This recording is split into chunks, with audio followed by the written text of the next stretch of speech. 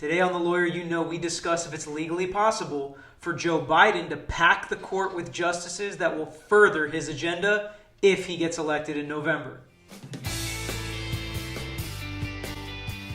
Are you willing to tell the American people tonight whether or not you will support either ending the filibuster or packing the court? Whatever position I take on that, that'll become the issue. The issue is the American people should speak. You should go out and vote. Make sure you, in fact, let people know you're a senator. I'm not going to answer the question. Why would you answer that question? The question is, radical left. Will you shut up, man? Listen, who is on your list, Joe? Dad, George Tragos on to talk more politics, and today we're going to shift our focus to Joe Biden. We've seen the videos where he refuses to answer the question as to whether or not he's going to pack the court. And I want to start off by talking about what is court packing. Well, Article 2 of the United States Constitution established the Supreme Court, but it didn't say how many justices should be on the Supreme Court. So when it first started out, it had 6. We have 9 now. It's had as many as 10 because the legislature or Congress keeps passing laws. But the last one they passed was 1869. And in 1869, they passed a law that said 9 Supreme Court justices. But that's not something that's necessarily in the Constitution, which is why it's susceptible to change. It absolutely is not in the Constitution, so that's why Congress can amend it and change it. So what is packing then? What is packing? Packing would be like, let's say right now we're at 9, and let's say we have a 6-3 conservative to liberal.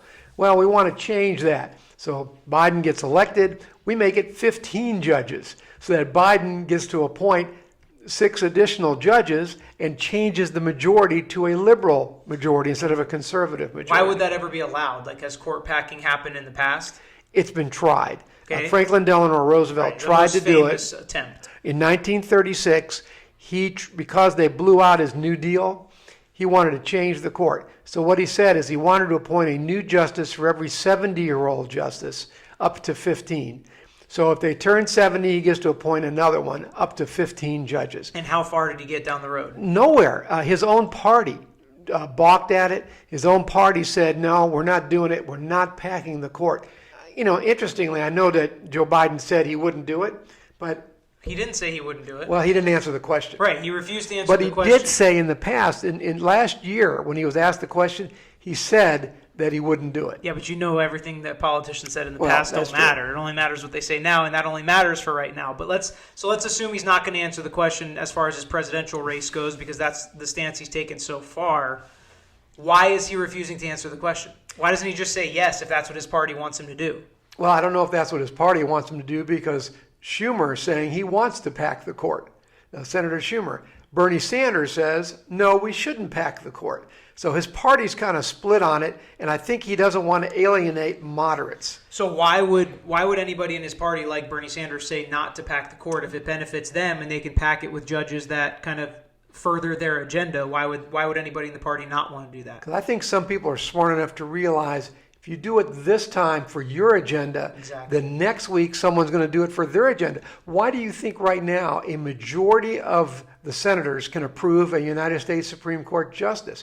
Because when the Democrats had the power to appoint, they changed the rules from 60% to a majority in the Senate. Which is just 51%. Right. So now they're getting bit by it because now the Senate can approve judges by 51%. So I think a lot of people don't know that this stuff changes in politics, like how Supreme Court justices get affirmed, like you're saying, the percentage, how many Supreme Court justices there are. Not all of this is locked into the Constitution, exactly how this works, and it's susceptible to change. But you have to realize once you change it when you're in power, your party in a two-party system is not always going to be in power. So you're saying people that are on the Democratic side, like Bernie Sanders, might not want the court to be packed because, God forbid, Trump wins, then maybe he's going to pack the court even more and be able to appoint 6 new justices, and then it's over for the lifetime of these justices. Right. So he looks he has some foresight to see that it could come back and bite you in the future. Right. The legislation that establishes the number of justices is a majority in the House have to pass it and a majority in the Senate have to pass it.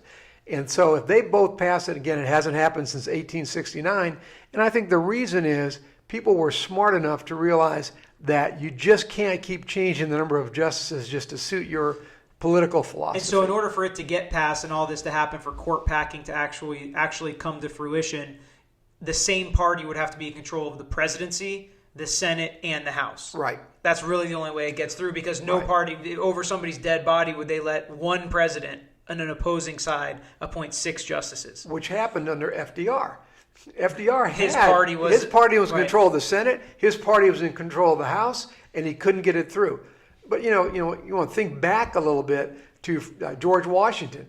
He appointed all 6. Yeah. That was when everybody got along a little bit better than we do now. But he was able to appoint all 6. Just as divisive as it is, I can never see something like this happening, no matter who's in power, because the other side will fight so hard to not let something so. I mean, the fact that Trump is potentially going to appoint 3 justices is such a crazy swing, which is why last election was such a big deal. So I don't foresee this happening in the future. Do you see court packing being a thing that happens in the next, let's just say in the next 4 years if Biden wins? I hate to say this, but in our atmosphere right now, it scares me that people are so divided that no one just thinks of the whole country. Right. And no one thinks what's best for the country. And is this really good for the country for us to change the Supreme Court just to bend to our will? I really am worried that this country is going to come down to that. And I can understand, no matter what side you're on, not wanting this, because you can imagine a world, especially over the last 4 years, you can imagine a world where somebody's in power that you don't agree with. And would you want them to have this same power to pack the court as somebody you do agree with at this moment in time? So I think that's kind of the big foresight. So that's what court packing is. It's basically shoving extra Supreme Court justices in while you're in power. To balance the court, so they say. But in reality, it's not something that's very easy to happen. You have to be in control of all 3 branches of government, and I don't think that really is something that's in place right now.